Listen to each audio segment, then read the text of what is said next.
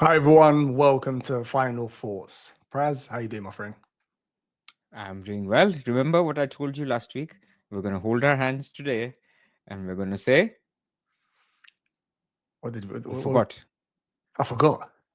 I said we will hold the transfer. Oh yes, you did say it. I think Yes, I got you lost when remember. he said hold our hands together. I think that's the only part I remembered. I didn't Okay. remember the part after. I didn't remember the part Right. after. So we enjoy our cup of tea on a Thursday evening and we tell each other to hold our transfer. That's the theme of this. If you're looking for any transfer ideas, Mo and I are holding our transfers. Yeah, okay, but still, there's still a lot to talk about. Don't make it There's sound lots like to we talk haven't got. about. Don't make it sound like we haven't got nothing to talk about. Look, I'm There's even lots in to the talk wrong about. None of screen. us have Bruno in our team, man. No Bruno. I mean, I don't know. I'm not even too upset. Oh God, this is the first time talking to you after last week's Oh my God, I forgot. How was the game, Oh Mo? man. Oh man. Can you give us a full analysis of how you lost the game? I mean, to be fair to you guys, you done pretty well in the first half. Actually, you done pretty well. If Bruno took that second chance, the game would have been That even he more scores that difficult. 4 out of 5 times. Yeah, yeah. It hit post, didn't it? I think it hit post. That's Yeah, how yeah, close it was. yeah, Keeper was frozen. He could no chance he could get there. Having said that, we did have a lot of chances, and it's yeah. kind of summed up this season. I mean, that we've been poor in both boxes in the back and in attack, which is unusual for us. Attack is normally our forte, I would say, in the last couple of seasons, but we couldn't take our chances. And then when we eventually got back, you sucker punched us with the legend himself, Mr. Harry Maguire. What a goal! What a goal! As soon as Bruno put it back in the box, every Man United fan knew that's a goal. Yeah, yeah. The Because way you he know went when up Harry for it, Maguire, yeah, yeah, exactly, exactly. And the irony, Amorim said beginning of the game that these guys they're good at headers, so we didn't play Sesko because they just clear everything from headers. And the irony that it's the header that gets the winner. But I won't rub it in anymore. yeah. No Last one's buying season, Liverpool players anyway. I was about to say we're not really How the fashionable at the tables have moment. turned. How well, not for long. You saw Liverpool against Frankfurt. It doesn't take Yeah, long. no. Very quickly things Your change. manager keeps telling people the secret. Like if you want to play against us, play long balls. Don't play on the ground, because even after you won, the first thing he goes is, you see, they played on the ground, so what's the next opponent going to do? Play in the air. Brentford will be dribbling. Yeah, They're already cleaning the footballs and wearing. They're going to yeah, be ready to go.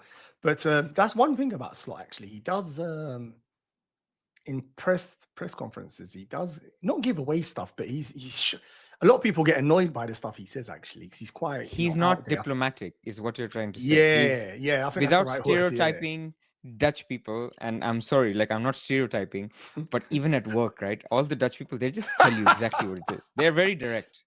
So without So stereotyping, we're gonna stereotype. Yeah. Okay. Cool. no, but he's the same. So, okay, whether you want to call it also like Dutch people or he's just direct in general. But Van Hal was the same. Ten Hag was the same. So you can draw your own conclusions from Yeah. this. Yeah, it's not great for us at the moment, to be honest. Liverpool, when we lose into Manchester United, it's not good. So we leave it there. Let's talk about. Normally in the show, we always only look forward. That's the whole point. We don't look back too much. Yeah. But we both used our wild card last week. What did you think? Success or Success in terms of the players, because the barometer for a good wildcard is that the week after, people are all scrambling to get your players, right? So I can see a scramble to get Enzo. I can see a scramble to get Sar. I can see a scramble for people to switch Gyökeres to Saka. I can see not a scramble, but an inclination to look at Timber more than Raya. So those are all hallmarks that the team looks in good shape, right? However, some things didn't work as well. Like João Pedro, like I have gone from Watkins to João Pedro. Fixtures, good fixtures, price drop, good fixtures, price drop. And I was like, okay, let me now go to the next guy who's going to get fixtures and price drops. So I'm collecting them like Pokemon cards. And so that, would I change my decision? No, not at all. Like the Mateta thing came, his numbers were good, right? But for you to get like 3.5 XG is like crazy. Like Bournemouth is a good team. So that, it's not a regret, but you're like, I was this close to greatness if you go Mateta instead of João Pedro, but it wasn't in my plan. So that's where I am with that. And I went for Gordon, and the guy keeps scoring midweek, and it's very irritating. And He he's playing more is minutes as well. It's weird. he He got played more like minutes. I almost know. 85 minutes, Yeah. but he'll play. Like I'm not worried about his starts. But yeah, like again, he could play 70 minutes in the Premier League and then play 85, 90 minutes in the Champions League. I don't know what's going on. But I think he's a good pick. I think it's a good fixture. This home to Fulham fixture is a good fixture without Anderson now. And then he goes away to West Ham. And right now, there's no fixture better than playing West Ham in their own Yeah. ground because people Yeah. hate them. The crowd hates them. Yeah. One goal up, and it's like a capitulation. It's a collapse. Yeah. So the next two games, I'm very, very much looking forward to owning Gordon. If it doesn't work out, doesn't work out. Players blank, right? You can't help it. But so, long answer to your question. I'm pretty happy. How are you? Good. I think the same actually. Yeah. Score wise, not too bad. I was a bit frustrated with the Enzo, but luckily, like you said, a bit of success of a wild card. I had Zaka first sub. So that Hmm. was that was positive. And who else? The other one that really hurt me, which we're going to talk about. What good segue into my team is Juve. Let's I go to didn't it. expect that. Yeah, let's go to it because I didn't expect that. That really that frustrated me. That really frustrated me. So let me run everyone through the team. So for the Well, audio hold listeners. on. Oh, I see a blue box. Mo, are he you was sure you're teasing playing me. a chip here? Yeah, he was teasing me 2 weeks ago, and I did say to you, I'm not stacking them. I'm actually launching another one. So back to back from wildcard straight into bench boost. So Excellent. we'll get onto the bench boost in a minute because I want your opinion because I'm still like almost not Should I 100% encourage you or scare you? Just tell me now. Um, I think I Because want a it's bit of one day to both. deadline. Yeah, I know. It's okay. It's I'm So I shouldn't already. tell you things like, are you sure Gabriel? Because, there was a little bit of concern there. He may miss out. Are you sure Diouf starts again? I shouldn't do any of that, right? I should not get in your head, right? You're already doing it. Timber played a lot Okay, of minutes okay. against Yeah, Atletico. yeah. Juve could he be on the bench Sar has again? played 90 minutes just now. Enzo's coming back from injury. But no, I won't do any of that, man. It's You possible I Arian. use bench boost and still don't get 11 plays. I mean, honestly, if that happens, I mean, it would be typical of You will get FPL. And 11 plus. yeah, I mean, honestly, but we're going to come on to bench boost because that's one of the actual main talking points. Because, like you said, no need for really transfers after wildcarding. But so let me run you through. So Pope versus Fulham. Let me start with him actually, because last week a lot of guys in my mini league went Dubravka. Over And I Pope. didn't. Yeah, they had him, but yeah, they had him on the bet and they played him. Fair play to them. I know. No, I sat there after thinking, would I have done that? I'm not really the best at picking players that play for the lower teams, Nah. even if the fixture. Would you Leeds have not are a done good that team, either? man. Nah, like remember I was talking about picking Darlow because I was like, okay, Yeah, I you can did. bench Pope. So Yes. it was not like I was very keen to play Pope. But then with Dubravka, I was like, look, their clean sheet odds weren't too different from Newcastle. And with Pope, you can always, Newcastle can get, they could have put in a Bournemouth type performance. That was also Bournemouth away where they got that clean sheet, remember? So I thought, Yeah. with Newcastle, you just don't want to mess with it. You just play Pope and you say, I'm going to play for Pope for 20 weeks and get 6 clean sheets. So don't try to Yeah. second guess which game it is. That's where I landed with it. No regrets, man. Like if two players have clean sheet odds of 25 to 30%, one gets it, one doesn't get it. It is what it is. Totally agree. I just wanted your opinion because I did have Dubravka and that 9 points looked beautiful. I was thinking in hindsight as well, I wish that was the week I bench boosted. But anyway, this week he'll concede 7 goals. But anyway, Pope versus Fulham at home. The two Arsenal defenders who at the moment, I mean, literally you can have the whole back three is Arsenal. They're ridiculous. Like playing Crystal Palace, a much more difficult fixture. Having said that, they didn't score tonight. We're recording Thursday night after their fixture. I don't think they They scored, did have they? actually, their game has finished Yeah. and they have lost to a team who I didn't know existed, Larnaca. um, so yeah, they have lost at home. Yeah. With no goals scored, did they? They didn't score. So yeah. No goal scored, But and importantly, Mateta getting full 90 minutes, Sar getting 87 minutes, yeah. Gehi, Munoz, Lacroix, everybody getting 90 minutes. So I don't want to overplay it, but they won't be the freshest when they go to Arsenal. But it's a Yeah. London game. They were at home. They're going to Arsenal, which is a London game. It's not like there's not a lot of travel involved. Totally agree. So Gabriel and Timber have been outstanding this season. Gabriel, I mean, am I exaggerating by saying, Pras, that he's probably the second most important player to own after Haaland? He's ridiculous at the moment, this Gabriel. With I didn't combination own of Arsenal's. Semenyo, and he felt pretty important, to be honest. Well, now you've got him. You've slowed him down now, which is good news for I have. He you. got a yellow card immediately, like 2 minutes after I got him. I was gonna say, yeah, he's calmed down now. But Yeah. So the two defenders, excellent. More than happy with them. I've got no regret. Having said that, Jokeres, we'll talk about him a bit more later on. His odds look really good for this week. Senesi, the DEFCON monster, who I benched last week for Juve, but he starts this week. Saka, Aren't you glad he Semenyo. didn't get a red card? Yeah, I know.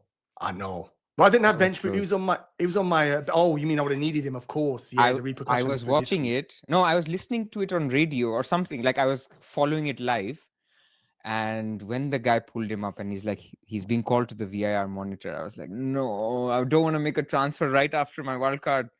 And yeah, luckily he didn't get a red card. But carry on. Sorry, go to your midfield. That's all right. No, but that is very fortunate. I was thinking that. I didn't think actually selfishly for last week because he was on my bench. But you're right. It would have impacted me this week big time. So midfield, I think I've already gone through it. Saka, Semenyo, Enzo, and Sarr. Up front, João Pedro, Haaland, and Walter Marde. I think I've pronounced that correctly. Foltemade got you a goal as well. That's nice. Yeah, that was nice actually. I Yeah. watched the very extended highlights of that, and he's an unusual player. As in, maybe he's not the easiest on the eye, but he's a proper danger man. Like he stays, if you know what I mean. He stays in the area. He's so tall. The ball always drops for him. He could have had a couple of more that game. Like as I said, maybe not the flashiest, but he will get returns up. Well, I hope anyway. Let's just say. So, and on the bench, which is important this week, as I've got bench boost active, I've got Dubravka versus Wolves away, Zaka, DEFCON machine, Juve, who I thought was going to be a good pick. I didn't expect Nuno to instantly bench him. I'm not quite sure what to think there. And Rodon, so against West Ham. So, what do you think of the team? What do you think of the starting 11 and bench boost firstly, this week? I think this is a fake bench boost. You need to replace Rodon with Sarr. So, first, if I look at that bench, then so it's away, Sarr away to Arsenal, Diouf away to Leeds, Xhaka away to Chelsea, and Dubravka away to Wolves. I think it's fine. All for play. The DEFCON potential there is for Xhaka. Dubravka can get you save points. Well, if Wolves have a shot. So I think it's an okay bench. I'm not going to lie. I don't think it's an amazing bench boost. It's an okay bench boost. So you think I should wait? No. I've said this in the past. If everyone is playing here, there's no risk here. Like, okay, I don't want to tempt fate here, but it doesn't look like it's not an international break type of week. There's no need for anybody to protect anybody. It's the Carabao Cup in the midweek, right? So let's say there's a little bit of niggle injuries, issues with Enzo or Gabriel. They just play. Like Crystal Palace is a very important game for Arsenal. Like Crystal Palace is no mug. Their record against the top teams is amazing. So there's no chance, in my view, unless there's actual injury, that he rests Timber or Gabriel. So that's the first thing. So Timber, Gabriel is fine. Saka is fine, of course. I think the Chelsea guys are fine as well because of the Carabao Cup. I think that's where they get their rest. Semenyo always plays anyway. Voltemade got that early sub. So your minutes look really good here. And that's the most important thing. So what about Juve, though? What about Juve? What happened last looks week? fine, man. I think it was just a case do you think he'll start? He got a lot of minutes over the international break, right? And then remember, for West Ham, this is like a midweek game. Because if you play Monday and Friday, it's the same as playing Saturday and Wednesday. So they have a midweek game. So he was like, okay, let me rest him for the easier Brentford at home game. Obviously, it didn't work out. So that I have him for away to Leeds. So this is obviously, we're all guessing. But come on, like that other guy who he played, whatever his name was, Diouf is way better than him. Yeah, I mean, I wasn't impressed with that. When I saw that, I straight away started to worry about the wild card. I was like what you said earlier, oh God, I've got to make a change. Because especially if I want to make do a bench boost. You know, I was quite positive with it. He came on and done all right, but to be honest, West Ham by then were doomed. They were completely finished and out of the picture. I'm hoping he starts. I need him to start. And if the rest of the team does play, I'm hopeful of something. I did start playing around on the planners here, Pras, to think, can I get a better game week? But then I'm going to be in the same position. When I reach there, like you said, it could be an injury, a player's missing again. So I'm thinking it's staying on at the moment. Like you on the wild card, let's talk a bit about João Pedro. I want your opinion on this because I remember in game week 2, I was talking about him like he was R9. I even broke my team and made a transfer on a Friday night to bring him in. Now, all of a sudden, I'm sitting here thinking, I think I overcooked him because I remember saying to you actually on the pod saying, this guy, I'm not fighting him. You have to have him.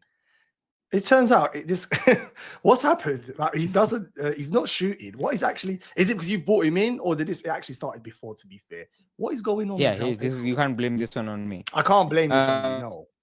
Look, playing up top doesn't suit him, right? Playing up top can still Hmm. work if it's Palmer who's providing for him.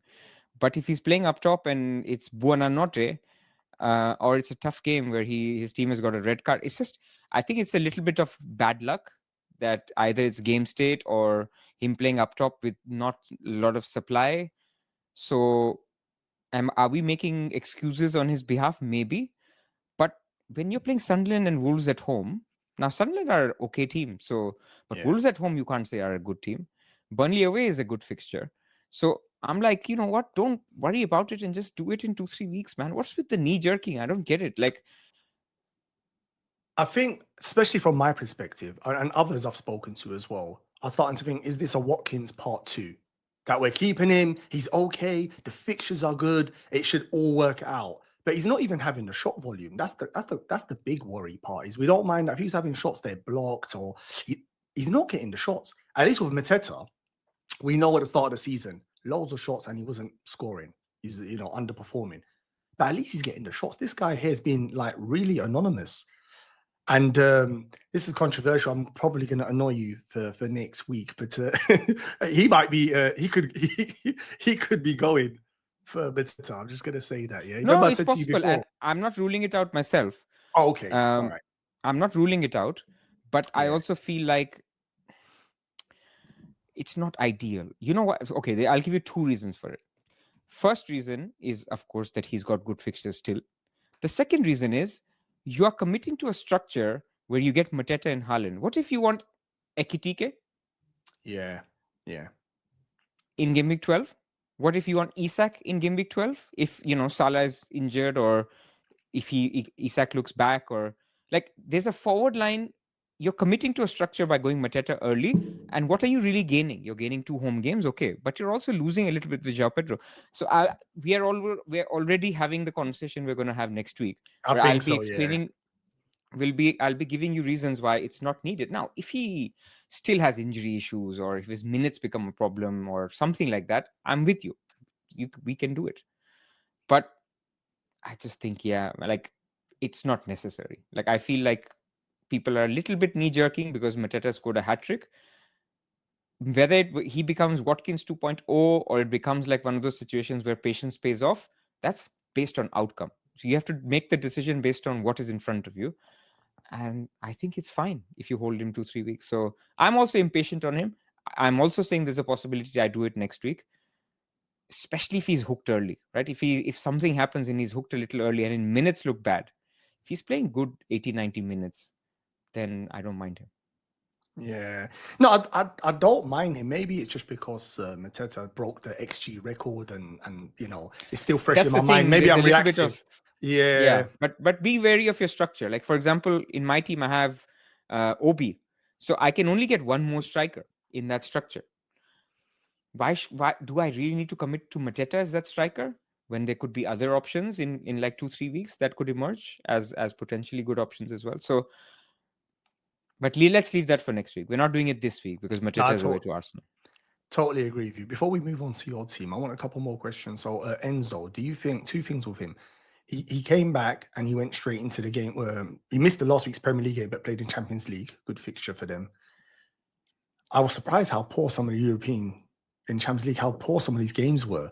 Like the quality, like it was almost like a pro team versus Sunday. Ajax, what's the team that Liverpool played? Was it Frankfurt and English teams did Olympiacos? really well, right? Yeah, it was like batterings, and I was Even surprised. Arsenal battered Atletico. That was, I mean, Arsenal are just ridiculous at the moment. Arsenal fans must be, they're enjoying it at the moment. But Enzo, two things. Do you think the minutes are going to be okay? He starts this weekend. And also, the second part to that was the penalties. I'm not sure what's happening in the Premier League this season. There's a lot of charity going on with penalties.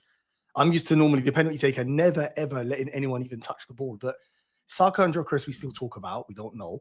Is Enzo and Pedro, is that a thing? Or he gave one to the young boy, didn't he? The second penalty, I think. Yeah, but it was like the game was won, and I don't think it's a parallel situation. I think Enzo's on penalties. Like Okay, full that's the stop, signal yeah. we get. But João Pedro could get a pity penalty because he's not scored for a while. Like, who knows? So having both makes sense. But I think generally speaking, if next week you're deciding whether to keep or sell João Pedro, it shouldn't be because he could be on penalties. All right, fair. I think apart from that on my team, you reckon I'm expecting a good game week with bench boost? What do you reckon? You should have a good game week. As long as you swap Sar for Rodon, because it's cheating What? otherwise.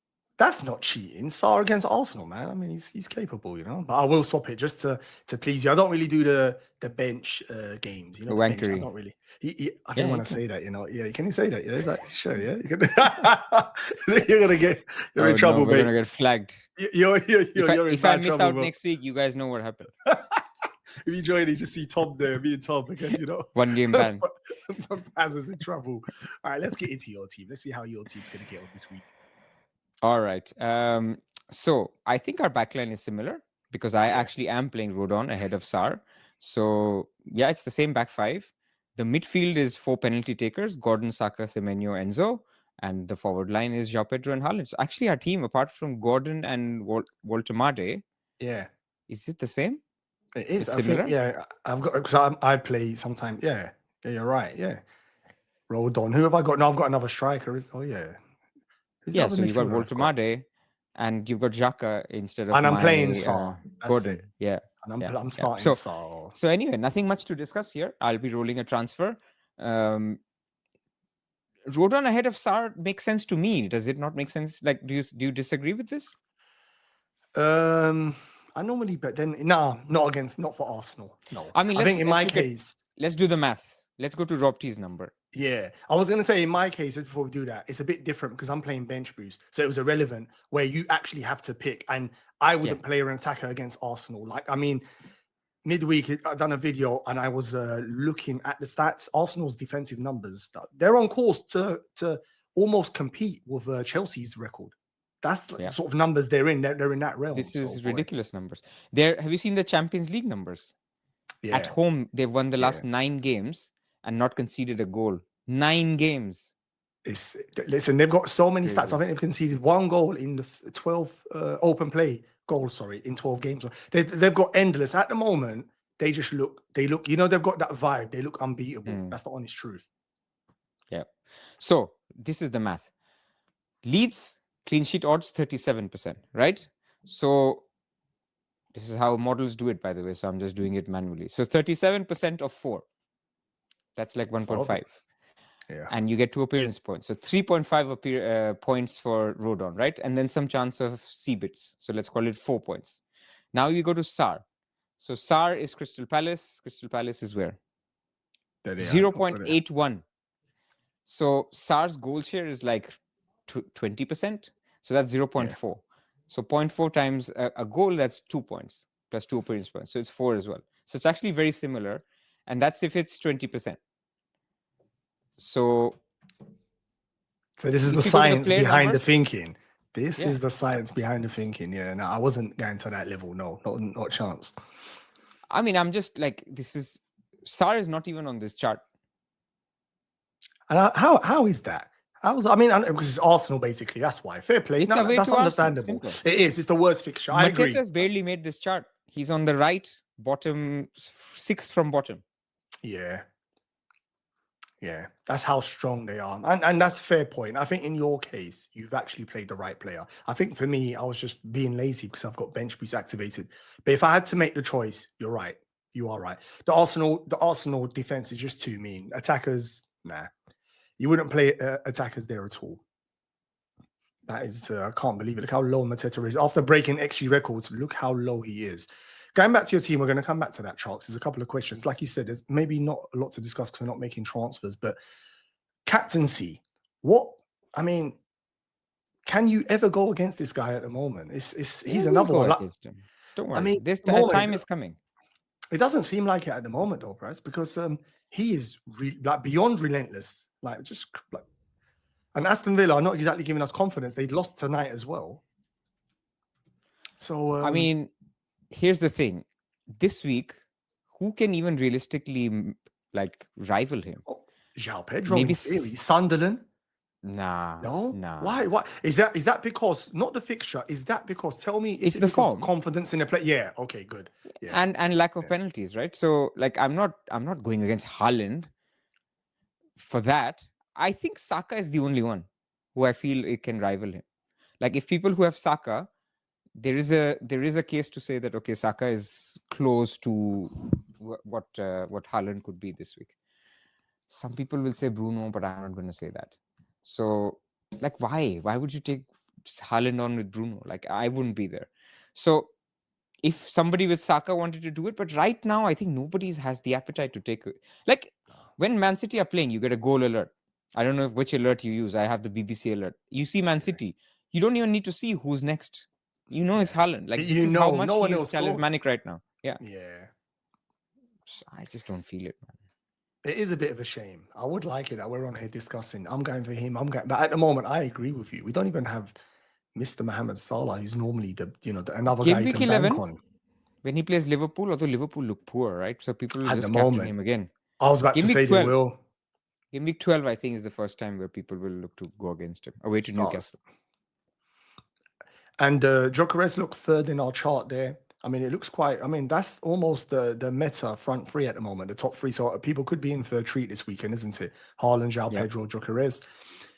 Mohamed Salah still there by just even though he didn't start Champions League, he's still there just by default. Well, that's because he will start this, right? He should be nailed on Yeah, 90 yeah, minutes. 100. Yeah, 100. But I don't know, nailed on 90, but he should get 80, 85 minutes. No, Minimum. no, he will do that. To ask you between Gyökeres and Saka, because I've made that decision me and you have both made that decision. Any regret there or no? We've gone Of both course Saka not. over Come on. Gyökeres. Come on. Saka is clear. Like, it doesn't mean like this midweek's Gyökeres scored probably 11 more FPL points than Saka, right? But Yeah, it doesn't mean he is a better pick. Come on. Clearly, long term, Saka is the better pick. Like, Havertz is going to come back soon. And, there's a very important point here where if Salah is not in the conversation, that people are going to get Salah back, who are the two best premiums in the game right now? It's Saka and Haaland. yeah. So at some point, the Gyökeres owners will be making the switch. Whether they do it this week or later depends. But I think you'll have to make the switch. Or have both. There's no issue having both. So that's just where we are. You think Gyökeres to Mateta potentially would be popular, and then that money they could upgrade someone to Saka? That could be a popular Could do. move, especially Could if he do, yeah. blanks this week. I was going to say to you about Saka actually. Did you see last week against Fulham? He actually got defensive contribution. He got a He did. return without no goals. 7 points without anything, right? That for me almost cemented. I didn't think I would see that. That's ridiculous. It tells you the work ethic of this Arsenal team. Ridiculous.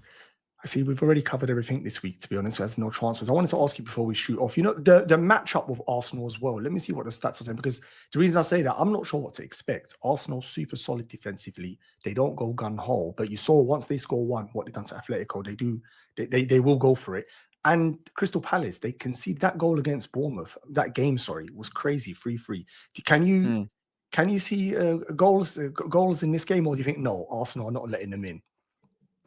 I think their league form is slightly different, where once they're 1-0 up, or even at 0-0, they're like a tight team, right? So they'll create 4-5 chances and put 2 of them away. So they're very much a 1-0, 2-0 team at the moment. So it's hard to say before the game, understanding the game state, that it's going to have more goals in it. Like they're a 2 to 3 goal team.